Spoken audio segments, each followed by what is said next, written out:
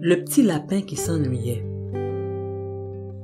Il n'y a pas très longtemps, dans une grande forêt où vivaient de nombreuses familles de lapins, Pimpinot faisait ses bagages. Pimpinot ne partait pas en voyage. Il n'allait pas non plus dormir chez un ami, ni même rendre visite à sa grand-maman. Il n'était pas content du tout. Il faisait ses bagages, la larme à l'œil, car Pimpinot s'en allait chez sa maman, puisque c'était son tour à elle de s'occuper de lui. Ce n'est pas parce qu'il allait chez sa maman que Pimpinot était triste. Au contraire, il aime beaucoup sa maman. Gros comme le ciel, les étoiles et tout l'univers. Il est même très content d'enfin revoir sa maman d'amour. Non, Pimpinot est triste car lorsqu'il est avec sa maman, il ne voit pas son papa et s'ennuie alors beaucoup de lui. Voyez-vous, Pimpinot aime aussi son papa, gros comme le ciel, les étoiles et tout l'univers. Donc, Pimpinot avait deux maisons.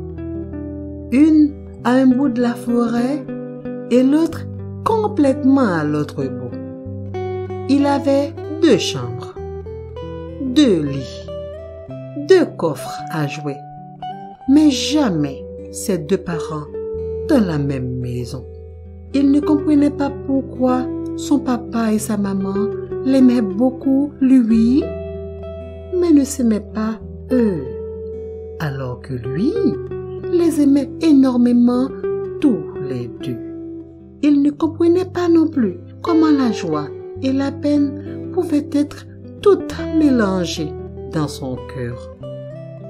Comment se fait-il qu'il soit content d'être avec maman en même temps qu'il s'ennuie de papa? Ou le contraire?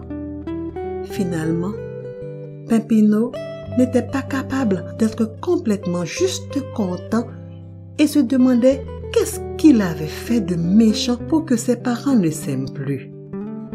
Il avait beau chercher loin dans tous ses souvenirs, Pimpinot ne trouvait pas ce qu'il avait fait de pas bien.